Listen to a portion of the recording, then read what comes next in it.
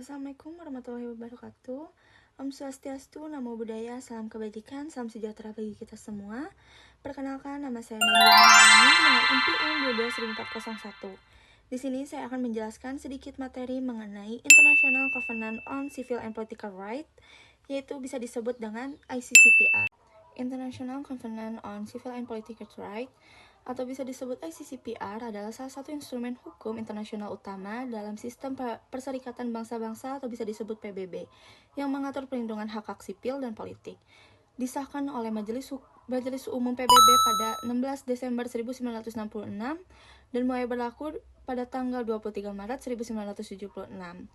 ICCPR merupakan bagian dari International Bill of Human Rights bersama dengan Universal Declaration of Human Rights dan International Covenant on Economic, Social, and Cultural Rights. Berikut ini adalah tujuan dari ICCPR. ICCPR bertujuan untuk memastikan perlindungan hak-hak dasar individu termasuk hak-hak sipil dan politik, serta mendorong negara-negara anggota untuk menghormati, melindungi, dan memenuhi hak asasi manusia sesuai dengan standar internasional. Selanjutnya ada isi utama dari ICCPR.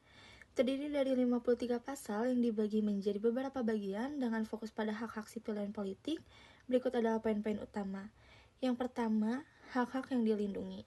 Hak atas kehidupan diatur pada pasal 6, yaitu melarang penghilangan nyawa secara sewenang-wenang. Yang kedua, kebebasan dari penyiksaan yang diatur pada pasal 7, melarang perlakuan atau hukuman yang kejam, tidak manusiawi, atau merendahkan martabat.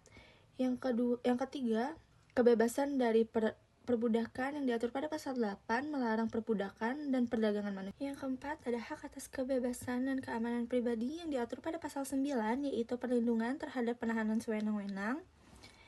Yang kelima, hak atas peradilan yang adil yang diatur pada pasal 14, yaitu menjamin proses hukum yang adil dan independen. Yang keenam, kebebasan berpikir, berkeyakinan, dan beragama yang diatur pada pasal 18, yaitu melindungi kebebasan individu dalam memilih keyakinan.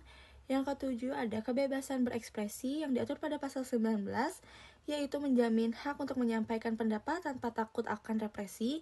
Yang kedelapan, hak untuk berkumpul dan berserikat yang diatur pada pasal 21 sampai 22, yaitu melindungi kebebasan berkumpul secara damai dan membentuk asosiasi. Yang kesembilan, ada hak politik yang diatur pada pasal 25, yaitu menjamin hak untuk memilih dan dipilih dalam pemilu yang demokrasi. Selanjutnya ada isi utama dari ICCPR yang kedua, yaitu prinsip non-diskriminasi yang diatur pada pasal 2. ICCPR menegaskan bahwa semua hak harus diberikan tanpa diskriminasi berdasarkan ras, warna kulit, jenis kelamin, bahasa, agama, pandangan politik, asal kebangsaan, status sosial, atau lainnya.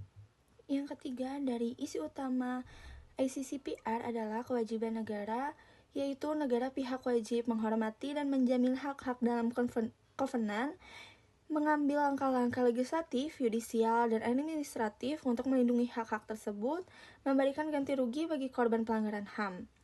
Selanjutnya, yang keempat dari isi utama ICCPR adalah derogasi dalam keadaan darurat yang diatur pada pasal 4, yaitu dalam situasi darurat yang mengancam kehidupan bangsa negara dapat menangguhkan beberapa hak.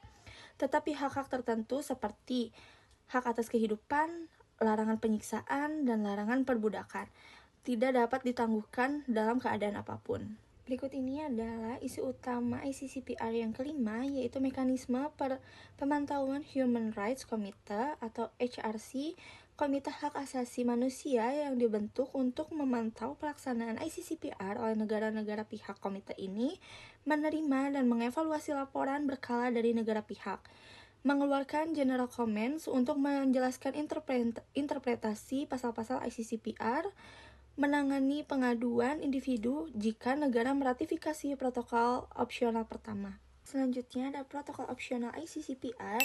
Protokol opsional ICCPR pertama yaitu memungkinkan individu untuk mengajukan pengaduan kepada HRC atas pelanggaran hak oleh negara pihak. Protokol opsional kedua yaitu berfokus pada penghapusan hukuman mati. Selanjutnya ada signifikan ICCPR. Yang pertama, standar global. ICCPR menjadi acuan utama dalam perlindungan hak sipil dan politik seluruh dunia. Yang kedua, hukuman domestik yaitu banyak negara mengintegrasikan prinsip ICCPR ke dalam konstitusi atau undang-undang nasional. Yang ketiga, pendorong demokrasi, yaitu ICCPR mendukung prinsip-prinsip demokrasi seperti kebebasan berekspresi, berkumpul, berpartisipasi politik. Selanjutnya, ada tantangan dalam implementasi. Yang pertama, kurangnya kepatuhan oleh beberapa negara, terutama dalam situasi konflik atau otoritarianisme.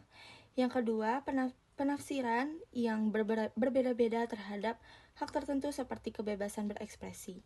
Yang ketiga, keterbatasan sumber daya di negara-negara berkembang untuk menerapkan kewajiban ICCPR. Selanjutnya ada status di Indonesia. Indonesia meratifikasi ICCPR melalui Undang-Undang Nomor 12 Tahun 2005. Dengan meratifikasi ini, Indonesia berkomitmen untuk menyesuaikan peraturan nasional dengan standar ICCPR. Meskipun tantangan seperti penegakan hukum dan pelanggaran HAM di beberapa wilayah masih ada. Yang terakhir ada kesimpulan, yaitu ICCPR adalah instrumen hukum internasional krusial dalam melindungi hak-hak sipil dan politik. Dengan mekanisme pemantauan dan kewajiban negara, ICCPR berperan penting dalam memajukan HAM secara global, meskipun implementasinya memerlukan komitmen kuat dari negara-negara pihak. Baik teman-teman, sekian presentasi dari saya. Mohon maaf bila ada salah kata.